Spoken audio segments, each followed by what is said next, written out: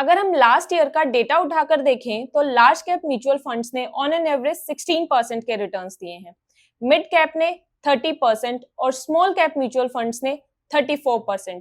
तो all over in तीनों ही categories में सबसे बेस्ट और हाईएस्ट रिटर्न्स रहे हैं स्मॉल कैप म्यूचुअल फंड्स के।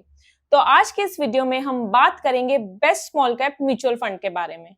इसके लिए मैंने 23 स्मॉल कैप म्यूचुअल फंड्स की एक लिस्ट बनाई है और फिर इन सभी फंड्स को मैंने आपस में कंपेयर किया है डिफरेंट फैक्टर्स के बेसिस पे, जैसे कि इनके रिटर्न्स, फंड की एज, देन उनके risk parameters alpha, beta, standard deviation, उनकी performance as compare to their benchmark. इन सभी फैक्टर्स को अच्छे से कंपेयर करने के बाद मैंने हमारे लिए सिलेक्ट किया है best small cap mutual fund को। वीडियो शुरू करने से पहले एक बार हम ये देख लेते हैं कि इस वीडियो में मैंने और क्या क्या पॉइंट्स कवर किए हैं। तो फर्स्ट पॉइंट पे हम समझेंगे कि स्मॉल कैप म्यूचुअल फंड्स क्या होते हैं। फिर उसके बाद नेक्स्ट पॉइंट पे हम ये देखेंगे कि स्मॉल कैप म्यूचुअल फंड्स किसके लिए ज्यादा सुटेबल रहेंगे। देन उसके बाद नेक्स्ट पॉइंट पे हम 23 स्मॉल कैप म्यूचुअल फंड्स को आपस में कंपेयर करेंगे और फिर एंड में अपने लिए best small cap mutual fund को सिलेक्ट करेंगे। तो शुरू करते हैं हमारे फर्स्ट पॉइंट से कि भाई स्मॉल कैप म्यूचुअल फंड्स क्या होते हैं। स्मॉल कैप म्यूचुअल फंड्स में आपका इन्वेस्ट किया हुआ minimum 65% amount small cap companies के स्टॉक्स में इन्वेस्ट किया जाता है। स्मॉल कैप कंपनीज वो होती हैं जिनकी मार्केट कैपिटल 5,000 करोड़ से नीचे होती है। अब ये मार्केट कैपिटल क्या होती है? मार्केट कैपिटल किसी भी कंपनी के टोटल शेयर्स की मार्केट वैल्यू को बताती है।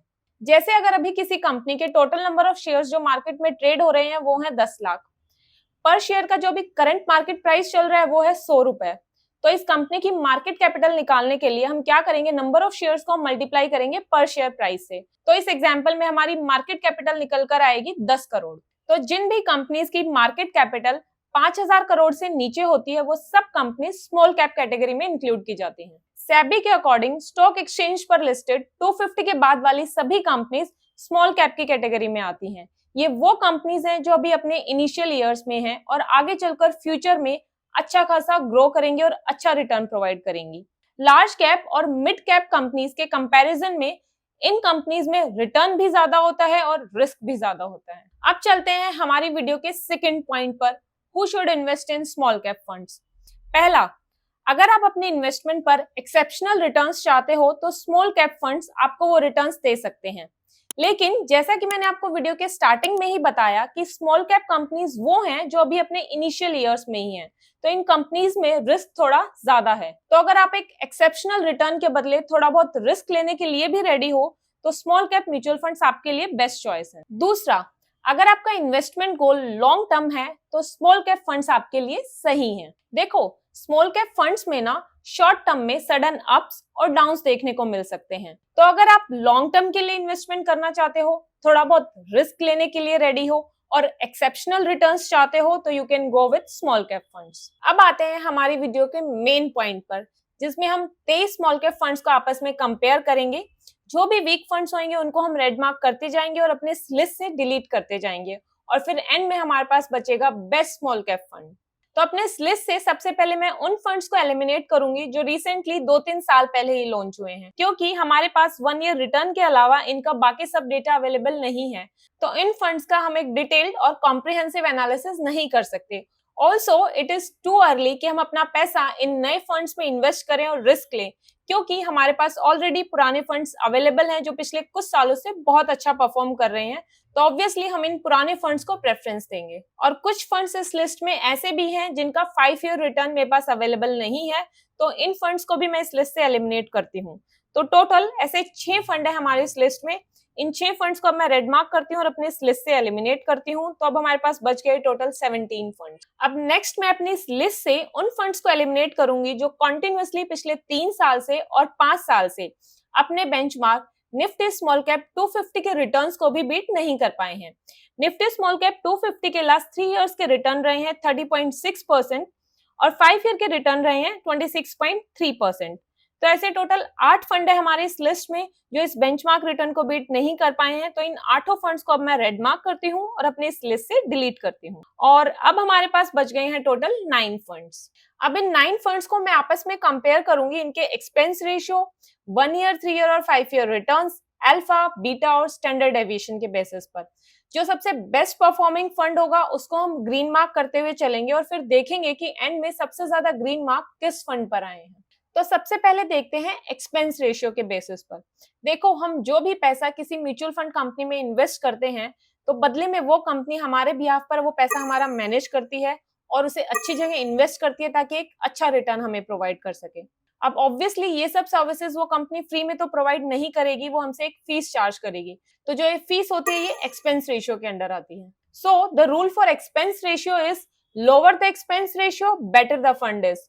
तो हम उस फंड को प्रेफरेंस देंगे जिसका एक्सपेंस रेशियो सबसे कम है, और हमारे इस लिस्ट में सबसे कम एक्सपेंस रेशियो है टाटा स्मॉल कैप फंड का। तो एक्सपेंस रेशियो की कैटेगरी में मैं इस फंड को ग्रीन मार्क करती हूँ। अब नेक्स्ट हम इन फंड्स का 1 ईयर रिटर्न देखते हैं। तो 1 ईयर रिटर्न सबसे हाईएस्ट है क्वांट का 67.65%। अगर हम 3 इयर्स रिटर्न्स देखें तो यहाँ पर भी सबसे हाईएस्ट है क्वांट के 46.78%, और 5 ईयर रिटर्न्स में भी क्वांट ही सबसे आगे है 39.86%। तो तीनों ही कैटेगरीज में 1 ईयर, 3 ईयर और 5 ईयर रिटर्न्स, मैं तीनों में ही क्वांट को ग्रीन मार्क करती हूँ। अब नेक्स्ट फैक्टर है हमारा अल्फा। अल्फा एक फंड की परफॉर्मेंस को बताता है। अल्फा हमें बताता है कि एक फंड ने अपने बेंचमार्क के कंपैरिजन में कितने ज्यादा अच्छे रिटर्न्स दिए हैं। अल्फा पॉजिटिव भी हो सकता है और नेगेटिव भी। Now the rule for alpha is higher the alpha better the fund is. जैसे कि अगर किसी फंड के बेंचमार्क रिटर्न्स हैं 20% और उस फंड का अल्फा है 25%, तो इसका मतलब ये है कि उस फंड अपने बेंचमार्क के कंपैरिजन में 5% ज्यादा रिटर्न्स दिए हैं। तो हम उस फंड को प्रेफरेंस देंगे जिसका अल्फा सबसे ज्यादा हाई है। तो अगर हम अपनी इस लिस्ट में देखें तो अल्फा सबसे ज्यादा हाई है क्वांट का 11.17। तो अल्फा की कैटेगरी में मैं क्वांट फंड को ग्रीन मार्क करती हूँ। अब हमारा नेक्स्ट फैक्टर ऑफ कंपैरिजन है बीटा। बीटा हमें एक फंड का रिलेटिव रिस्क बताता है, रिस्क नहीं, रिलेटिव रिस्क। रिलेटिव रिस्क का यहाँ पर मतलब है कि कोई भी फंड अपने बेंचमार्क के कंपैरिजन में कितना ज्यादा या कम रिस्की है। बीटा की वैल्यू 1 से ज्यादा भी हो सकती है या फिर 1 से कम भी हो सकती है। अगर बीटा 1 से ज्यादा है तो इसका मतलब ये है कि वो फंड अपने बेंचमार्क के कंपैरिजन में ज्यादा रिस्की है, और अगर बीटा 1 से कम है तो इसका मतलब ये है कि वो फंड अपने बेंचमार्क के कंपैरिजन में कम रिस्की है। जैसे अगर किसी फंड का बीटा 1.2 है तो इसका मतलब ये है कि वो फंड अपने बेंचमार्क के कंपैरिजन में 20% ज्यादा रिस्की है। Now the rule for beta is lower the beta better the fund is. तो हम अपनी इस लिस्ट में उस फंड को प्रेफरेंस देंगे जिसका बीटा सबसे कम है, और हमारी इस लिस्ट में सबसे कम बीटा है टाटा का 0.74। तो बीटा की कैटेगरी में मैं टाटा फंड को ग्रीन मार्क करती हूँ। अब हमारा नेक्स्ट फैक्टर ऑफ कंपैरिजन है स्टैंडर्ड डेविएशन। स्टैंडर्ड डेविएशन हमें बताता है कि किसी भी फंड के रिटर्न्स कितना ज्यादा फ्लक्चुएट करते हैं as compare to its average returns. जैसे अगर किसी फंड के एवरेज रिटर्न्स 20% हैं और उसका स्टैंडर्ड डेविएशन है 5, तो इसका मतलब ये है कि उस फंड के एक्चुअल रिटर्न्स 20-5 और 20+5 के बीच में फ्लक्चुएट करते हैं। अब जिस फंड का स्टैंडर्ड डेविएशन जितना ज्यादा हाई है, इसका मतलब ये है कि वो फंड उतना ही ज्यादा वॉलेटाइल है, उस फंड के रिटर्न्स में उतनी ही ज्यादा फ्लक्चुएशंस देखने को मिलती हैं, और वो फंड उतना ही ज्यादा रिस्की है। So the rule for standard deviation is lower the standard deviation, more stable and better the fund is। तो हम उस फंड को प्रेफरेंस देंगे जिसका स्टैंडर्ड डेविएशन इस लिस्ट में सबसे कम है, और वो फंड है सुंदरम। सुंदरम का स्टैंडर्ड डेविएशन है 14.72। स्टैंडर्ड डेविएशन की कैटेगरी में मैं इस फंड को ग्रीन मार्क करती हूँ। अब हम अपने कंपैरिजन को यहाँ कंक्लूड करते हैं और ये देखते हैं कि सबसे ज्यादा ग्रीन मार्क्स किस फंड पर आए हैं। वही होगा हमारा सबसे बेस्ट स्मॉल कैप फंड। तो सबसे ज्यादा ग्रीन मार्क्स आए हैं हमारे क्वांट स्मॉल कैप फंड पर। तो सबसे बेस्ट स्मॉल कैप फंड है हमारा आज का क्वांट। लेकिन देखने वाली बात यहाँ पर ये है कि सबसे ज्यादा स्टैंडर्ड डेविएशन भी इसी फंड का है 20.24, यानी कि ये फंड हाई रिटर्न्स के साथ साथ हाई रिस्क भी कैरी करता है। तो अगर आप एग्रेसिव इन्वेस्टर्स की कैटेगरी में आते हो, यानी कि आपको हाई रिटर्न्स चाहिए, भले ही उसके लिए आपको ज्यादा रिस्क ही क्यों न लेना पड़े, तो आप क्वांट स्मॉल कैप फंड की तरफ जा सकते हो।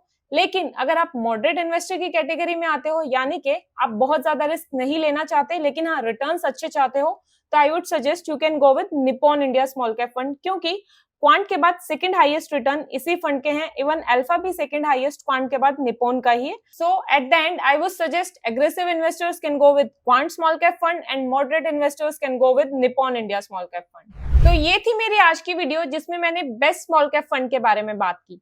अगर आपको मेरी ये वीडियो अच्छी लगी तो इसे लाइक करें, अपने फ्रेंड्स और फैमिली के साथ शेयर करें। अगर आप चैनल पर नए हैं तो चैनल को सब्सक्राइब जरूर करें। अपने थॉट्स को कमेंट सेक्शन में लिखें। Thank you so much for watching. मिलते हैं अगले वीडियो में।